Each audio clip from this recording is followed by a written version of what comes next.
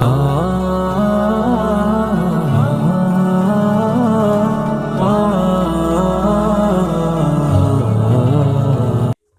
لوگ تبلیغ کے مزاج کو سمجھتے نہیں یا تبلیغ سے انہیں الرجی ہے، وہ دو قسم کے اعتراض بہت زیادہ کیا کرتے ہیں۔ ایک یہ کہ تبلیغی جماعت والے سیاسی طور پر کسی پارٹی کو سپورٹ کیوں نہیں کرتے، یا ڈائمنڈ مرکز سے تبلیغی جماعت کے مراکز سے کسی امیدوار کی حمایت کیوں نہیں کی جاتی۔ دوسرا یہ کہا جاتا ہے کہ یہ بڑے بڑے علماء ہیں، ان کو مراکز میں بیان کیوں نہیں دیا جاتا۔ مفتی تقی عثمانی صاحب لے لیں، حنیف جالندری صاحب لے لیں، یا جو بڑے بڑے علماء ہیں چوٹی کے، انہیں بیان نہیں دیا جاتا سوائے ان کے کہ جو تبلیغ کے اس سلسلے سے وابستہ ہیں، جو تبلیغ میں سال لگائے ہوئے ہو یا ان کی شرائط کے مطابق۔ دیکھیں، یہ دونوں سوال سمجھنا ضروری بھی ہے۔ پہلا سوال جو کیا جاتا ہے کہ سیاست میں حصہ کیوں نہیں لیتے، کسی سیاسی جماعت کو کیوں سپورٹ نہیں کرتے۔ دیکھیں، تبلیغی جماعت ایسا ایک بہترین نظام ہے، ایسا گلدستہ ہے کہ جس میں ہر مسلک، ہر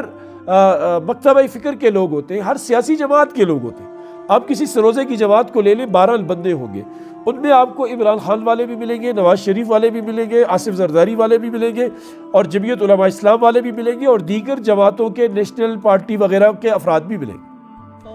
اب اگر تبلیغی جماعت کسی ایک بندے کو سپورٹ کرنا شروع کر دے، کسی ایک جماعت کو سپورٹ کرنا شروع کر دے، تو باقی لوگوں کا جو دل ہے وہ اس کام سے ہی کھٹا ہو جائے گا، باقی لوگ اس کام کے حسن سے دور ہوتے چلے جائیں گے۔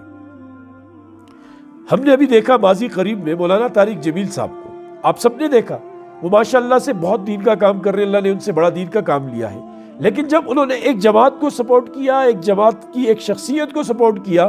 تو ان کو لے کر تبلیغی جماعت کے اندر کتنا انتشار پیدا ہوا، کتنا تفرقہ پیدا ہوا، اور یعنی جو لوگ تبلیغ میں وقت لگاتے تھے ان کا اس سیاسی جماعت کے ساتھ تعلق نہیں تھا، دوسری جماعتوں کے ساتھ تھا۔ انہوں نے برملا مولانا کے بارے میں گستاخیاں کی، غلط قسم کے لفظ کہے، گالیاں تک دی، مولانا کو پتہ نہیں کیا کچھ بنا ڈالا، ان کی وہ میمز بنائے، اور نعوذ باللہ ان کی شکلیں تک بگاڑ دی، جو انتہائی مکروہ قسم کا عمل ہے۔ تو یہ چونکہ اب اگر ہم ایک کو تبلیغی جماعت کے بزرگان اگر سپورٹ کریں گے تو باقی تو کٹتے چلے جائیں گے، باقی تو دور ہوتے چلے جائیں گے۔ یہ ام الحسنات ہے، یہ تمام نیکیوں کی ماں ہے، یہ تمام نیکیوں کا مرکز ہے، ادھر دروازے کھلے ہیں۔ بلکہ سیاست کو تو چھوڑیں آپ، وہاں آپ کو ہر مسلک کے لوگ ملیں گے۔ آپ اجتماع میں کبھی تشریف لے جائیں، مرکز لے جائیں، شافعی المسلک بھی ملیں گے، حنبلی المسلک بھی ملیں گے، مالکی المسلک بھی ملیں گے، اور حنفیہ تو ہے ہی وافر مقدار۔ اور جو اجتماعات ہوتے ہیں وہاں ہر جماعت کے M N As, M P As, ضلعی صدور، ان کے صوبے کے صدر، جنرل سیکرٹری، مرکزی صدر شامل ہوتے ہیں۔ اب اگر وہاں کھڑے ہو کر ایک کے حق میں بات کی جائے اور دوسرے کے حق میں نہ بات کی جائے تو پھر مسئلہ بنتا ہے، اور وہ جو تبلیغ کا ایک حسن ہے وہ گہنا جائے گا، اور وہ جو اس کی برکتیں ہیں، اس کا جو عوامی کام ہے یہ متنازع بن جائے گا۔ اس لیے اس تنازع سے بچنے کے لیے ہمارے بزرگ کسی کو سپورٹ نہیں کرتے،